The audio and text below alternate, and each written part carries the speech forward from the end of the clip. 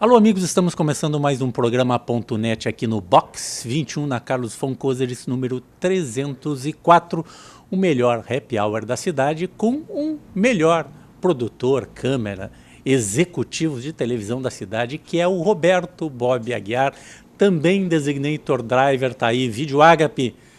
Se você precisar alguma coisa em vídeo, fala com o Bob Aguiar. Agora já ganhei meu dia, ele vai deixar eu gravar o resto do programa com a nossa convidada de hoje, a doutora Maria Isabel Pereira da Costa. Estamos gravando esse programa dia 1º de julho de 2013. E ontem, um dia memorável para a seleção brasileira, coisa que nós não víamos há muito tempo, né, doutora Maria Isabel? O importante de tudo isso que aconteceu ontem é que a gente está aprendendo a ganhar e assim mesmo continuar sem perder o rumo do que nós queremos para a nossa democracia. Primeiro era muito mais fácil, né? Um Big Brother qualquer, um jogo de futebol, o povo se contentava com o circo. E agora tem o circo, e o circo está da melhor qualidade, que não dá para falar nada da seleção brasileira. Esteve desde os primeiros jogos. E o povo continua querendo educação, querendo transporte, querendo segurança, querendo que não haja corrupção. Então, isso que eu estou achando muito lindo no Brasil. Quando cantaram o hino nacional nas partidas de futebol, não era, cantaram com garra. E que bom que não era só por causa do circo, né? O povo também quer o pão e está exigindo o pão. Isso aí está memorável. Eu estou orgulhosa desse país. Só não gosto, uma observação que eu quero fazer, só não gosto e fico triste dos infiltrados que ficam provocando violência no meio. Lamentavelmente. Tomara que seja possível controlar esses que são adeptos da violência, porque a manifestação e a conscientização do povo brasileiro está de dar orgulho para a gente de ser brasileiro. Quem sabe faz a hora e não espera acontecer, já dizia o Geraldo Vandré, numa outra época em quem saía, a nossa geração que saiu para a rua, corria outro risco. Eu acho que as manifestações estão corretas, a gente vê jovens de todas as idades, os jovens adolescentes, os jovens maduros, aqueles mais antigos, mais maduros, muita gente, né, jovens há mais tempo, né? Mas estão todos na rua protestando principalmente contra a corrupção, essa chaga que faz um mal a este país. Um mal terrível e que nós não podemos em momento nenhum nos acomodar com isso aí. Chega, acabou, basta.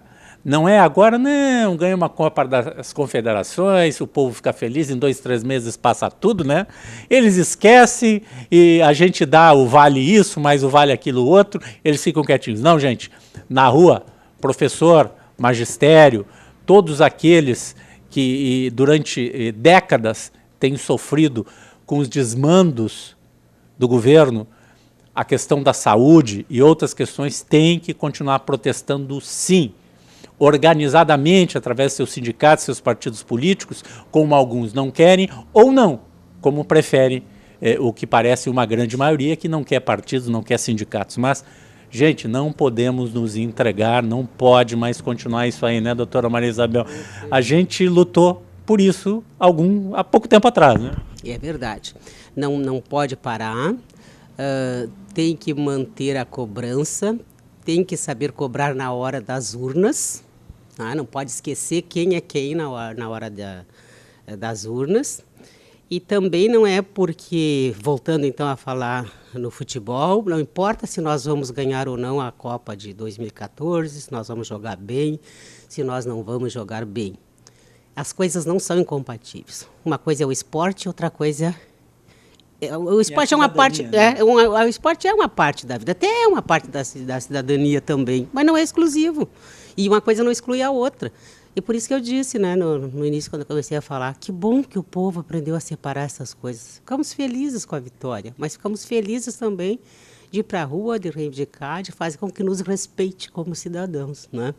Eu tenho a impressão que isso vai continuar, que não é para ser uma coisa momentânea, porque seria um momento oportuno agora para abafar, para se satisfazer com a vitória no jogo de futebol e esquecer. E o povo não esqueceu, não misturou as coisas. Não tem por que misturar daqui para frente.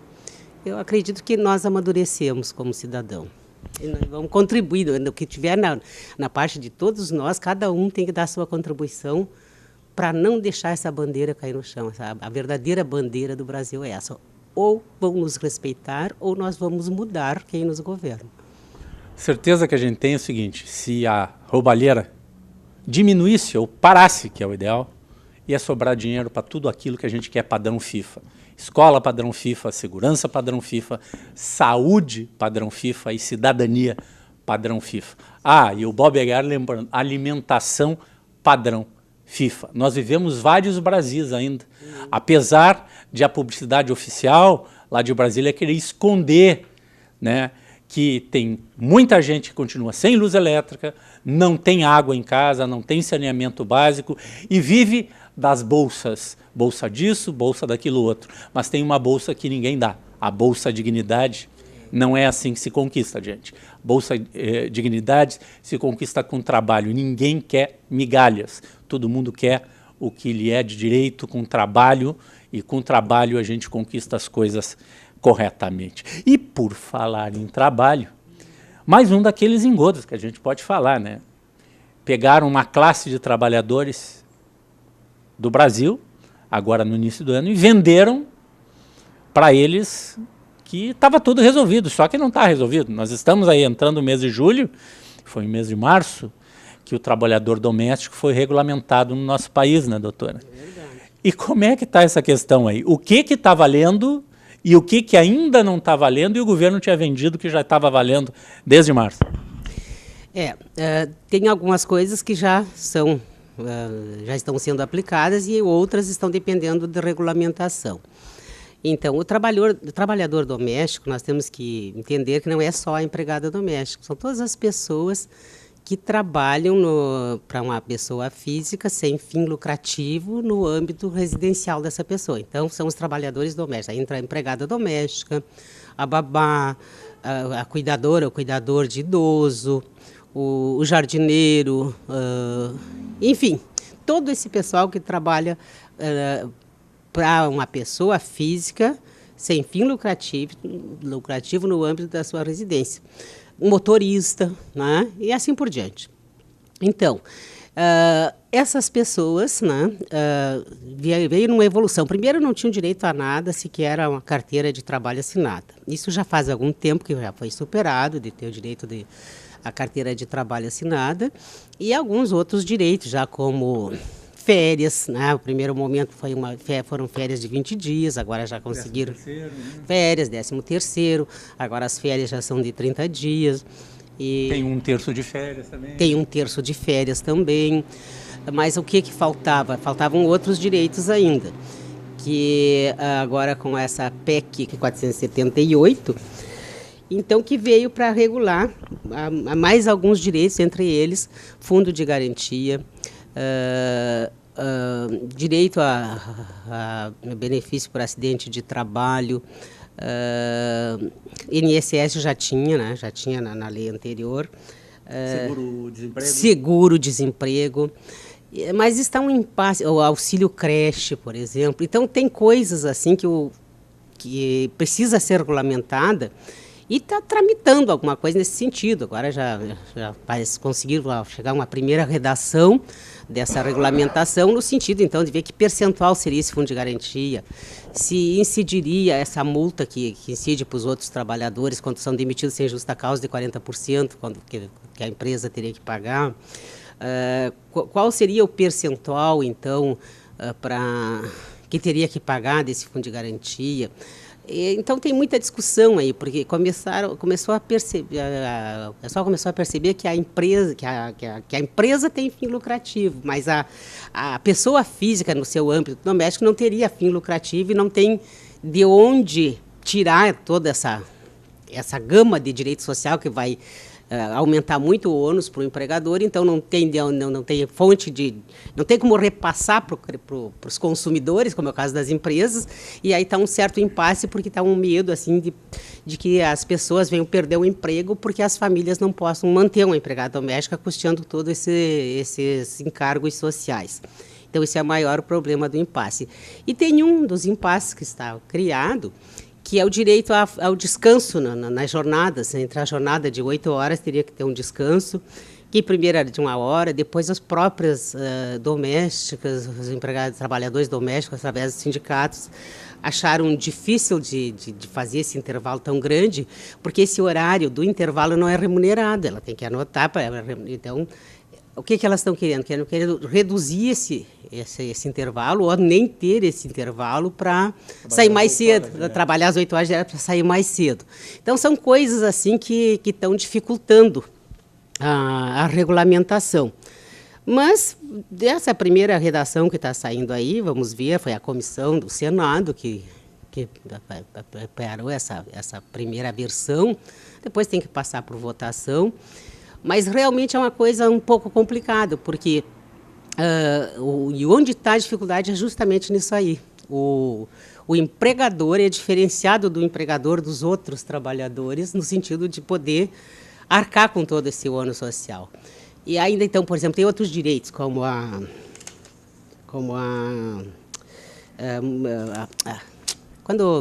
estabilidade no emprego, né? Por exemplo, na gravidez, a estabilidade no emprego, ou em situações assim que outros empregados teriam estabilidade no emprego, como é no âmbito familiar. E essa relação de emprego é baseada na confiança. Na hora que quebrar essa confiança por alguma situação, como é que vai a lei impor que fique a pessoa dentro da residência? Então, cria uma animosidade qualquer com a pessoa que está trabalhando para ti.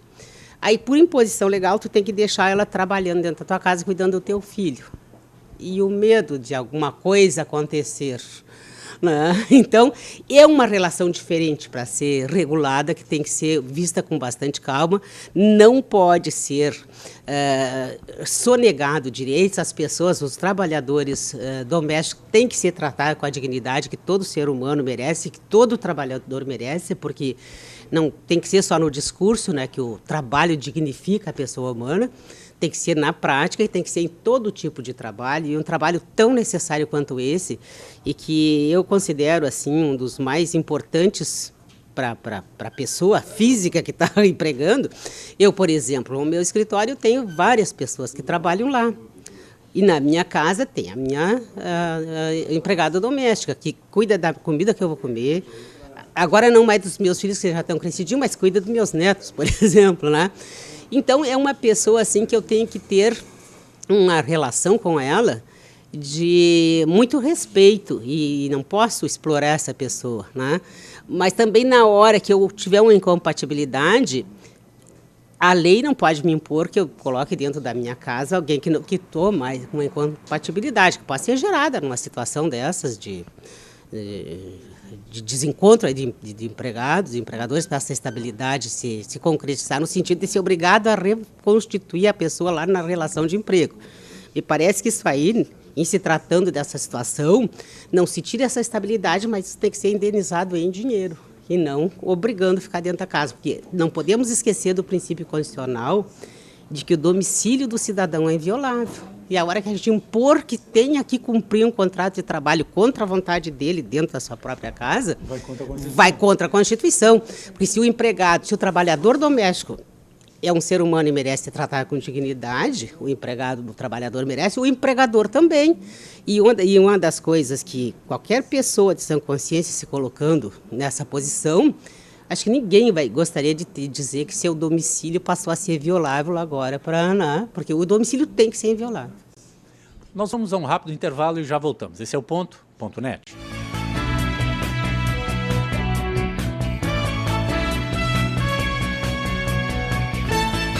Venha conhecer o Box 21, um ambiente aconchegante, onde o melhor da gastronomia espera por você. Saboreie o delicioso filé à parmegiana e o sanduíche aberto Box 21. Conheça a bacalhoada, uma das tantas atrações do Box 21. Filés, peixes, vinhos, petiscos e, é claro, um chopp bem gelado. Ah, e tem sobremesas caseiras também. A melhor opção para o seu happy hour. Traga seus amigos. Venha com sua família. Box 21, Rua Carlos von Koseritz 304, em Porto Alegre. Reservas pelo telefone 51 33 25 51 21.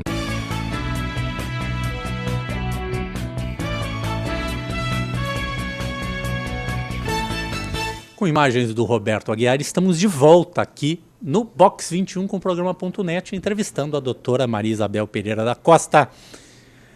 Doutora Maria Isabel, uma das coisas que eu vejo um desequilíbrio, a senhora tentou explicar no primeiro bloco que uma empresa é uma empresa, pode repassar seus custos, é diferente de uma economia familiar. Vamos imaginar até que essa economia familiar seja jovem ainda, tá? Marido e mulher serão jovens trabalhando.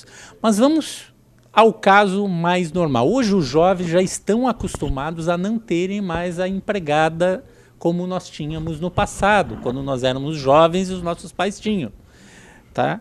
Hoje, esses já trabalham com diaristas ou faxineira, ou não tem, o casal já se vira com seus filhos, já bota, é normal eles botarem os filhos em creche, no nosso tempo não existia isso aí, era diferente, mas tem um grupo de empregadores domésticos que está completamente desamparado, que é o aposentado, o idoso e o aposentado, em que o seu salário não é corrigido na mesma proporção que o salário mínimo ou que a correção que os empregados domésticos recebem. Veja bem, não estou falando mal dos empregados domésticos, estou falando de um desequilíbrio que a gente vê, você que é aposentado, aposentada, você que tem o pai, a mãe, um parente aposentado, sabe o que eu estou dizendo.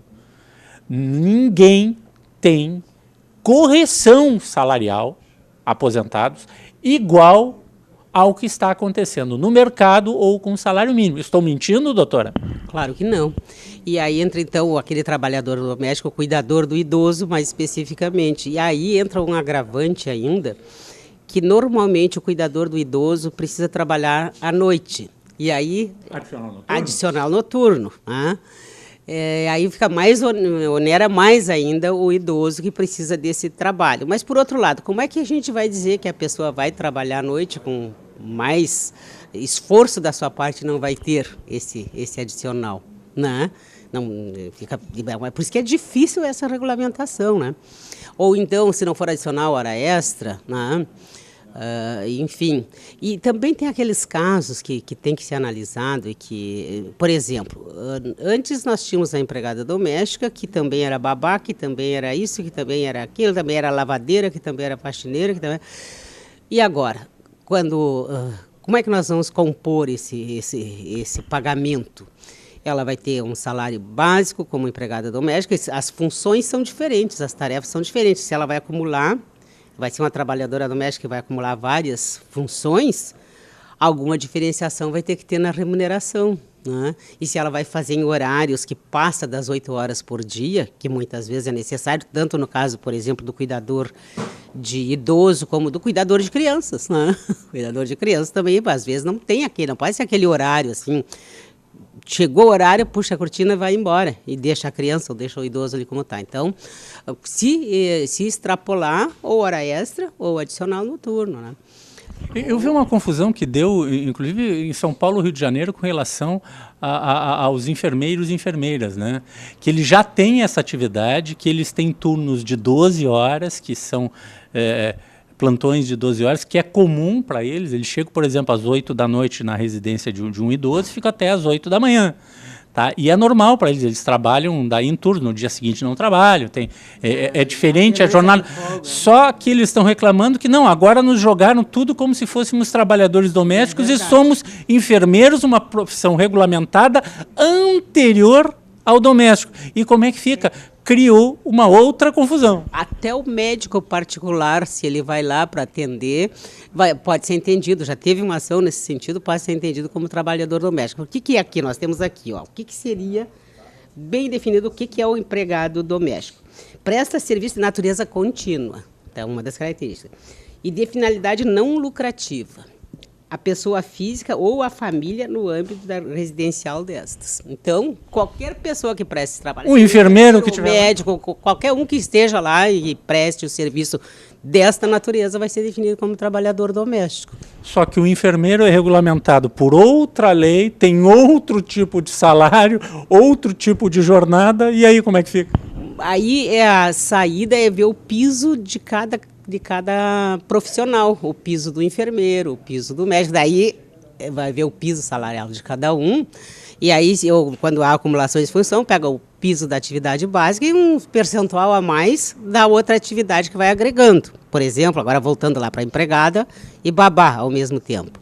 Mas a saída é o piso da categoria, de cada categoria, no momento de remunerar, de pagar as horas extras e tudo mais, que a hora extra vai ser 50% da hora.